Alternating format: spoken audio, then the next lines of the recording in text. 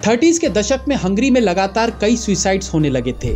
एक महिला ने गाना सुनते सुनते सुसाइड कर लिया, तो वहीं एक दुकानदार के सुसाइड नोट में इसी गाने का जिक्र देखा गया। आखिर क्यों इस गाने को कंपोज करने वाला खुद भी सुसाइड कर लेता है?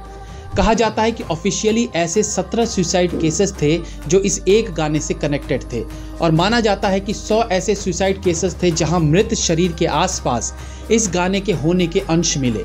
यानी किसी के हाथ में फंसे कागज पर गाने के लिरिक्स पाए गए, तो किसी के ग्रामोफोन में सुसाइड के वक्त यही गाना बज रहा था। आखिर ऐसा क्या था इस गाने में कि लोग इसे सुनने के बाद आत्महत्या करने लगे? क्या था इस गाने में कि इसे सुनकर लोग डिप्रेशन में चले जाते, और क्यों खुद इस गीत को कंपोज करने वाले ने बिल्डिंग से कूदकर आखिरकार अपनी भी जान ले ली? उसके बाद भी ऐसा क्या था इस सुसाइड सॉन्ग में कि इतनी मौतों के बाद भी इस गाने को 100 फेमस सिंगर्स ने रिक्रिएट करके गाया? इन्हीं सब को जानेंगे आज के इस एपिसोड में। दुनिया भर में अलग अलग धर्म हैं, अलग अलग जातियां हैं, अलग अलग भाषाएं हैं, अलग अलग रंग के लोग हैं, लेकिन इन सबको अगर कोई एक चीज कनेक्ट करती है तो वो है संगीत। संगीत किसी भी भाषा में हो, इसे हर कोई फील कर सकता है। संगीत हमारे जीवन का अभिन्न अंग है। हमारी खुशियों में संगीत हमारा साथी होता है, हमारे दुख में संगीत हमारा मित्र होता है, हमारे अकेलेपन में संगीत ही है जिसे सुनते हुए हम अपनी फीलिंग्स को खुद के साथ शेयर कर पाते हैं। इवन डॉक्टर्स भी मानते हैं कि कई बार म्यूजिक जो है वो थेरेपी का काम करती है और पेशेंट को जल्दी रिकवर करने में मददगार साबित होती है। संगीत के बारे में हमने जितना सुना है वो सब पॉजिटिव ही सुना है, लेकिन 30s में एक ऐसा गीत भी बना था जिसने इसे सुनने वालों की जान लेनी शुरू कर दी। इस गीत का नाम था ग्लूमी संडे। 1933 में हंगरी देश में एक सिंगर, कंपोजर और पियानिस्ट थे जिनका नाम था रेस्जो सेरेस। इस साल उन्होंने एक गीत लिखा जो एक तरह का डिप्रेशन सॉन्ग था। हालांकि शुरुआत में म्यूजिक स्टूडियोज ने इस गाने को रिकॉर्ड करने से मना कर दिया, ये कहकर कि ये बहुत अजीब सा गाना है, लोग इस गाने को नहीं सुनना चाहेंगे। काफी मुश्किलों के बाद फाइनली 1935 में पाल कर्मर ने इस सॉन्ग को रिकॉर्ड किया और गाने का टाइटल रखा गया वेगे विलांगनेक, और अंग्रेजी में द वर्ल्ड इज एंडिंग। इस गीत के शुरुआती 2 लाइंस का हिंदी संस्करण करें तो वो इस प्रकार से था कि घास के मैदान इंसानों के खून से लाल हो गए हैं, हर जगह सड़कों पर मरे हुए लोग हैं। गाना रिलीज होते ही ये इंटरनेशनली पॉपुलर होने लगा, लेकिन इस गीत के रिकॉर्ड करने के बाद लगातार सुसाइड्स का सिलसिला शुरू हो गया। एक के बाद एक 17 सुसाइड्स ने गवर्नमेंट के कान खड़े कर दिए, और फाइनली गवर्नमेंट ने इस गाने को बैन करने का फैसला कर लिया, जो अगले 62 साल तक बैन रहा था। बताया जाता है कि जर्मनी में एक शॉपकीपर ने हाथ में कागज पकड़ा हुआ था जिस पर इस गाने के लिरिक्स लिखे थे, और फिर वो फांसी पर लटक गया। एक 80 साल के व्यक्ति ने जब पियानो पर इस धुन को बजाया तो वो इतना डिप्रेस हो गया कि 7वें फ्लोर से नीचे कूद गया। 14 साल की लड़की ने हाथ में इसी गाने का म्यूजिक शीट लिए हुए नदी में कूद गई। रोम में एक भिखारी इस गाने को गा रहा था और उसके पास से एक लड़का निकल रहा था जिसने गाना सुनकर अपनी जेब से सारे पैसे निकालकर उस भिखारी को देते हुए नदी में छलांग लगाकर आत्महत्या कर ली। इसी प्रकार से 1936 में द न्यूयॉर्क टाइम्स में खबर छपी थी कि एक 13 साल के लड़के मिशिगन ने खुद को फांसी पे लटका लिया। तब उसके हाथ में एक कागज था जिस पर इसी गाने के लिरिक्स लिखे हुए थे। लंदन में 1941 में एक महिला ने गाने को सुनते सुनते ड्रग्स का ओवरडोज ले लिया था जिससे उसकी मृत्यु हो गई। 1937 में एक आदमी जेरी फ्लैंडर्स इंडियाना पुलिस में एक सिंगर को हायर करके ये गाना सुनना शुरू कर देता है।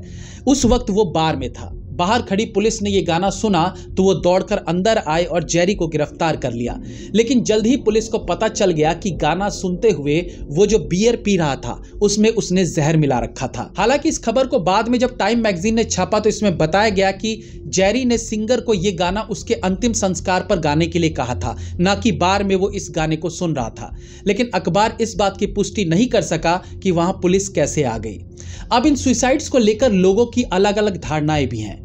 गाने के सिंगर को लेकर एक कहानी बहुत प्रचलित है कि रेस्जो सेरेस की एक गर्लफ्रेंड थी जिससे उसका ब्रेकअप हो गया था और उसी की याद में उसने ये सैड सॉन्ग कंपोज किया था। गाने के पॉपुलर होने के बाद रेस्जोस ने वापस उसके पास जाने का मन बनाया, लेकिन उससे पहले उसकी गर्लफ्रेंड ने इसी गाने को सुनते सुनते सुसाइड कर लिया और तब से इस गाने को एक श्राप के रूप में देखा जाने लगा और लोग इसे सुनकर अपना जीवन समाप्त करने लगे। दूसरा रीजन थोड़ा सा लॉजिकल लगता है। 30s का दशक पूरी दुनिया के लिए बहुत डिप्रेसिंग था। वर्ल्ड वॉर 2 शुरू होने वाला था और ऐसे में रेस्जो ने उस वक्त की सिचुएशन को ध्यान में रखकर इस तरह का गीत लिखा था, क्योंकि लोग ऑलरेडी डिप्रेशन की मार झेल रहे थे। ऐसे में यह गीत उन्हें जीवन समाप्त करने के लिए और ज्यादा प्रेरित कर रहा था। दरअसल रेस्जो सेरेस ने अपने जीवन में बहुत यातनाएं झेली थी। वो क्योंकि एक जेविश था तो लेबर कैंप में काम पर लगा दिया गया था, जहां उसकी इतनी पिटाई होती कि उसने अपना एक किडनी भी गंवा दिया। इन्हीं कारणों से उनके मन में जीवन के प्रति घिन्नता थी और उन्होंने इस गाने को लिखा। 17 सुसाइड्स तो कंफर्म्ड थे जिनका डायरेक्ट इस गाने से कनेक्शन था। यूं ही तो गवर्नमेंट को इस गाने को बैन नहीं करना पड़ा था। उस वक्त हंगरी देश में सुसाइड रेट्स भी बहुत ज्यादा थे। हर 1 लाख लोगों में 46 लोग हर साल सुसाइड कर रहे थे। ऐसे में ये डिप्रेसिंग सॉन्ग आग में घी का काम कर रहा था। इसका सेकंड वर्जन 1936 में इंग्लिश में बना था, जिसे हॉल कैंप ने रिकॉर्ड किया था और इसी गाने को ग्लूमी संडे नाम दिया गया। इसके बाद इस सॉन्ग को बिली हॉलिडे ने 1941 में रिकॉर्ड किया।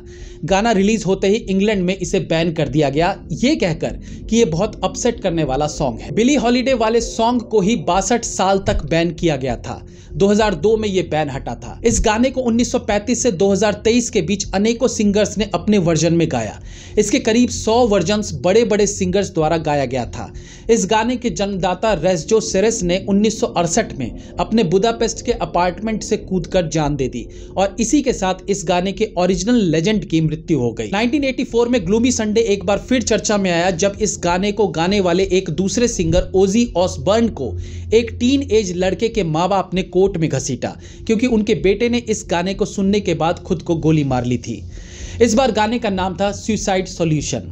इसी गीत को 1982 में सल्क नाम के एल्बम में रिलीज किया गया था। इस गीत के लीड वोकलिस्ट बिली मैकेंजी ने 22 जनवरी 1997 को सुसाइड कर लिया था। इस गीत को न केवल हंगरी बल्कि यूके और यूएस में भी बैन कर दिया गया था, जहां ये गीत बहुत पॉपुलर हो चला था। 21 अक्टूबर 1999 को जर्मनी में ग्लूमी संडे नाम से फिल्म रिलीज हुई, जिसमें इस गाने के सिंगर और उसके गाने के कारण होने वाले सुसाइड्स को बताया गया था। बावजूद इसके इसे सेरेस की बायोग्राफी नहीं कहा गया। अब सही तौर पर तो यह बता पाना बहुत मुश्किल है कि क्या गीत सुनकर सुसाइड के पीछे कोई लॉजिकल रीजन है या नहीं, लेकिन जिस तरीके से लोग मरे या गवर्नमेंट को इस गाने को बैन करना पड़ा, उसे देखते हुए ये जरूर कह सकते हैं कि म्यूजिक का हमारे जीवन पर असर तो जरूर होता है, किसी पर ज्यादा तो किसी पर कम। Have a nice day.